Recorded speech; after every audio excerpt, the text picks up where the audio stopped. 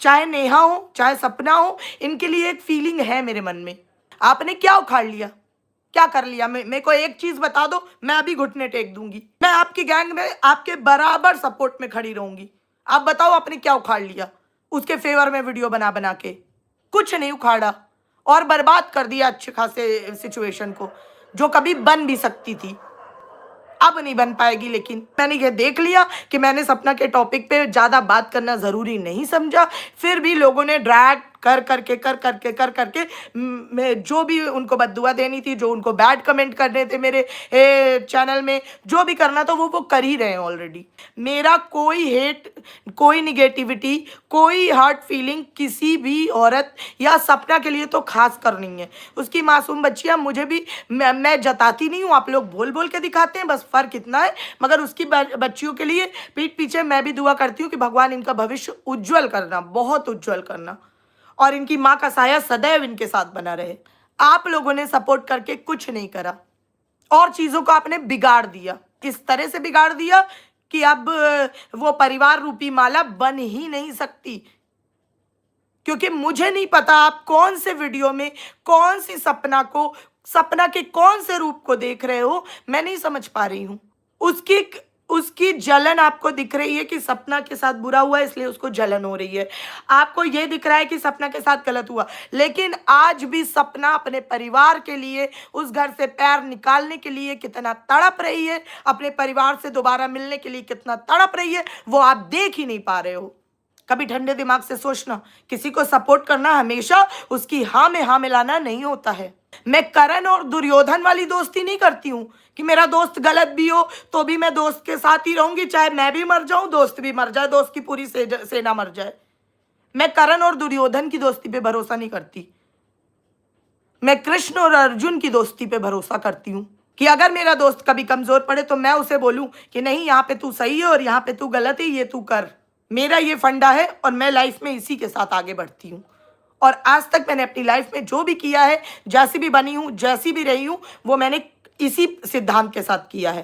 तो अगर आपकी नज़र में मैं अच्छा नहीं बोल रही तो मैं बोलने की हकदार नहीं हूँ, तो मेरी नज़र में अगर आप उसे सपोर्ट करके उसको गलत राह पे ले जा रहे हो तो आप भी गलत हो। दूसरी बात, आपने उनकी पार्टी से, मैंने उनकी पार्टी से सिर्फ सुना नहीं था एप्लीकेशन के बारे में, अभी भी मेरे फोन में पड़ी है एप्लीकेशन, वर्ड बाय वर्ड, जो हाथ से नीले पेन से लिखी गई है। और मेरे ही नहीं, वाईटी में कई लोगों के पास मौजूद है। वो अपनी आंखों से देखा है मैंने, तब विश्वास किया है मैंने कि एप्लीकेशन नहीं फाड़ी गई थी।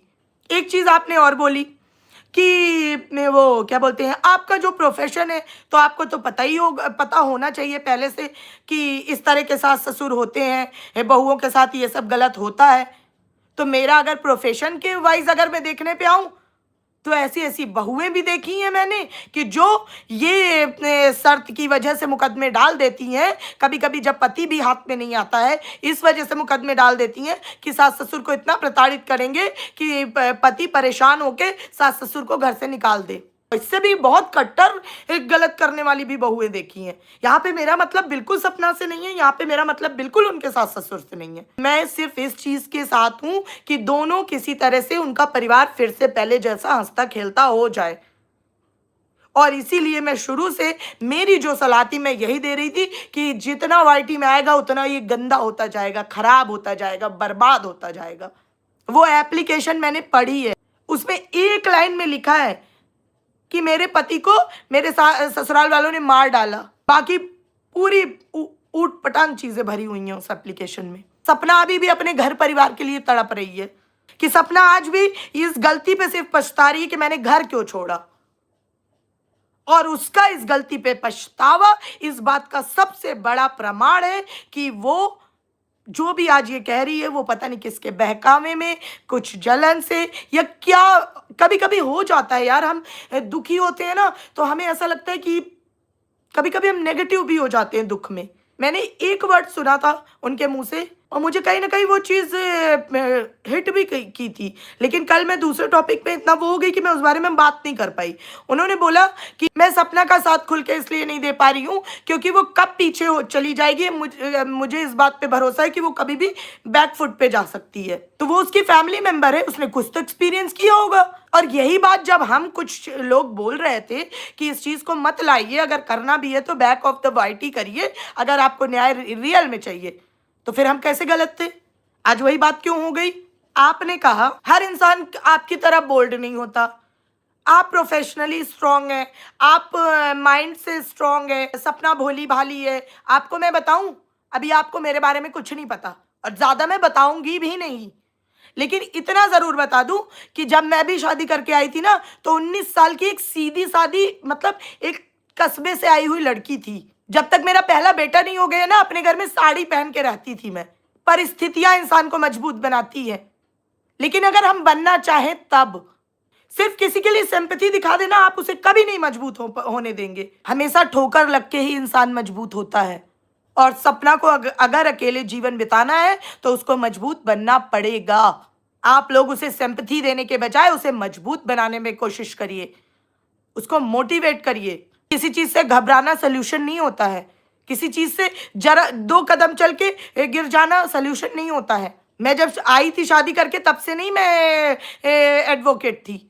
सपना शादी करके आई, उसने अपना टिकटॉक करना, अपना एंटरटेनमेंट इंडस्ट्री में अपने आप को का करियर आगे बढ़ाना, उसके लिए उसने फोकस किया और आज उसमें वो बहुत चमकता सितारा है।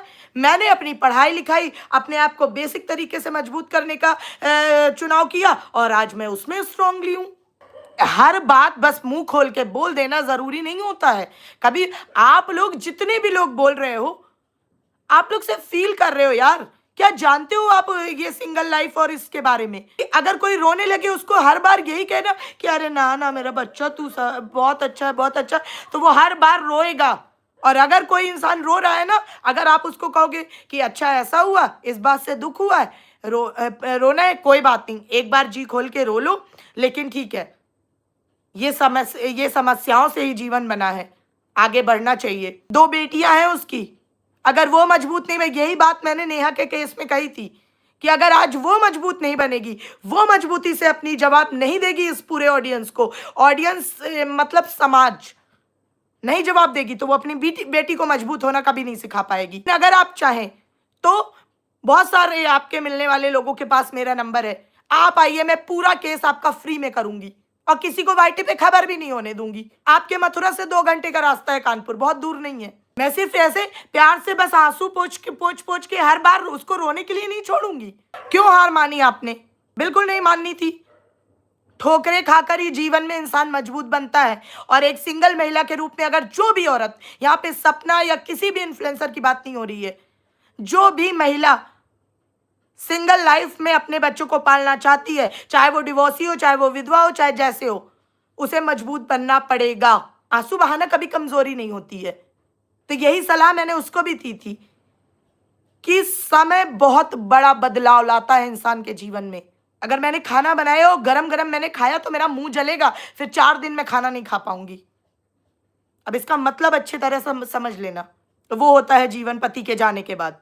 जो भी भले लोग थे, तो इसमें रोटियां सेकने के बजाय उनको ये कहना चाहिए कि उसके दिल की हालत समझनी चाहिए। आज भी उसके अंदर सिर्फ जेलसी इस बात की है कि उस आंगन में अंशु खेल रही है, मेरी बच्चियां नहीं खेल रही हैं। सिर्फ उसके अंदर सिर्फ पूरे उसके दर्द का कारण उसका ससुराल का घर से छूटना है। ये बात आप लोग नहीं समझ रहे हैं। और आज वो दुख में है तो वो ऊट पटांग की चीजें बोल रही है अपने सास ससुर के बारे में।